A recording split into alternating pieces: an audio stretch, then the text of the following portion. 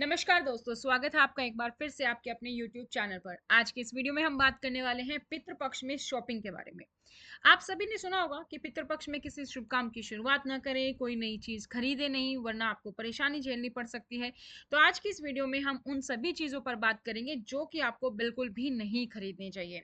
हालांकि इसको लेकर भी सबका अपना पक्ष विपक्ष हो सकता है, सबका अपना तर्क तर्क हो सकता है, क्योंकि कुछ लोग, जो ज्यादातर लोग हैं, वो यही मानते हैं कि आपको नई चीजें नहीं खरीदनी चाहिए, लेकिन कुछ लोग ऐसे भी हैं जो समझते हैं कि हमें पितृपक्ष में नई चीजें खरीदनी चाहिए। तो हम बात करते हैं क्या आपको नहीं खरीदना चाहिए। कुछ चीजें ऐसी भी हैं जो आपको खरीदनी चाहिए, लेकिन उसके लिए हम अलग वीडियो में बात करेंगे। तो पितृपक्ष के दौरान तिथि के अनुसार पितरों का श्राद्ध किया जाता है, और जिनकी मृत्यु की तिथि ज्ञात नहीं होती उनका हम सर्व पितृ अमावस्या के दिन जो है उनका श्राद्ध करते हैं। तो कुछ ऐसे नियम हैं जैसे कि दाढ़ी बाल नहीं कटवाने चाहिए, नाखून नहीं काटने चाहिए, बहसबाजी नहीं चाहिए करनी चाहिए अपने बड़े बुजुर्ग से, परिवार में हमेशा शांति प्यार बन कहीं रखना चाहिए।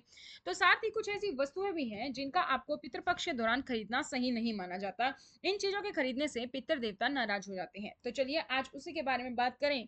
तो सबसे पहले है नमक। श्राद्ध के दौरान नमक ना खरीदें। पितृपक्ष के दौरान दान का बड़ा महत्व है। इस दौरान नमक का दान भी आप कर सकते हैं, लेकिन नमक खरीदना इस समय सही नहीं माना जाता। इसलिए श्राद्ध शुरू होने से पहले ही आप नमक खरीद लेना चाहिए। पितृपक्ष के दौरान नमक खरीदने से बीमारी आपको घर कर सकती है, ऐसा कहा जाता है। अब आप पूछेंगे कि अगर नमक खत्म हो गया है घर में श्राद्ध के समय में तो क्या करें, याद तो रहा नहीं पहले, आप तो ये वीडियो बाद में बना रहे हो। तो इसका एक सोल्यूशन है। देखिए, अगर आप दान करने वाले हैं नमक, तो आप दान के लिए नमक खरीद सकते हैं। और अगर आपके घर में नमक बाय चांस खत्म हो गया है और आपको खरीदना पड़ रहा है, तो आप नमक खरीद सकते हैं, लेकिन इस बात का आपको फिर ध्यान रखना है कि वो नमक आप सिर्फ और सिर्फ श्राद्ध के दिनों में ही यूज करें, उसके बाद उस नमक को आप यूज ना करें। फिर जैसे ही श्राद्ध के बाद नवरात्रि शुरू होंगे, आप दूसरा नया नमक लेकर यूज कर सकते हैं। सरसों का तेल खरीदने से शनि का प्रकोप बढ़ेगा। तो अगर आप पितृपक्ष के दौरान सरसों का तेल खरीदते हैं तो पितरों के साथ ही शनि देव भी कुपित हो जाते हैं। इसलिए गलती से भी इस दौरान सरसों का तेल ना खरीदें। इसको भी पितृपक्ष शुरू होने से पहले ही आपको खरीद कर रख लेना चाहिए। झाड़ू खरीदने से बड़े। तो झाड़ू का संबंध तो माता लक्ष्मी जी से होता है, और पितृपक्ष के दौरान झाड़ू खरीदने से भी आपको समस्याओं का सामना करना पड़ सकता है। खासकर आपकी आर्थिक स्थिति पर इसका विपरीत प्रभाव पड़ता है। इसलिए श्राद्ध के दौरान झाड़ू खरीदने की गलती ना करें। और वैसे भी 5 दिनों का दिवाली का जो हमारा तैयार होता है, उसमें तो हम झाड़ू अपने घर में माता लक्ष्मी के रूप में लेकर आते ही हैं। तो उस समय तो आपको झाड़ू खरीदनी ही है, तो तब तक झाड़ू से काम चलाइए। नए वस्त्र और आभूषण खरीदने से बचें। पितृपक्ष वह समय होता है जब हम अपने पितरों को याद करते हैं और सात्विक जीवन जीते हैं। सादा जीवन, उच्च विचार, इसलिए गलती से भी आपको पितृपक्ष के दौरान नए वस्त्र आभूषण खरीदने से बचना चाहिए।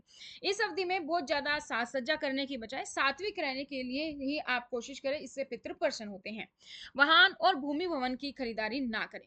पितृपक्ष के 15 से 16 दिनों में आपको कोई नया वाहन खरीदना हो, कोई गाड़ी हो, टू व्हीलर हो, फोर व्हीलर हो, कोई भी नई जमीन हो, चाहे वो भूमि लेनी हो, चाहे वो आपको फ्लैट लेना हो, कोई घर लेना हो, इनकी खरीदारी करने से भी आपको बचना चाहिए। अगर आप गलती से भी आप ऐसा कर लेते हैं तो इसके भी आपको गंभीर परिणाम देखने को मिलते हैं। तो इस दौरान भूमि वाहन की खरीदारी ना करें, इससे आपको नुकसान उठाना पड़ सकता है। पितृपक्ष के दौरान भूल से लोहे का सामान भी नहीं खरीदना चाहिए। ऐसा माना जाता है पितृपक्ष में लोहे का सामान खरीदने से घर में नकारात्मक ऊर्जा बढ़ जाती है, जिस कारण व्यक्तियों को कई तरीके की समस्याओं का सामना करना पड़ता है। इसके अलावा पितृपक्ष के दौरान आपको मांस मदिरा भी खरीदारी नहीं करनी चाहिए, ना ही इन चीजों का सेवन करना चाहिए।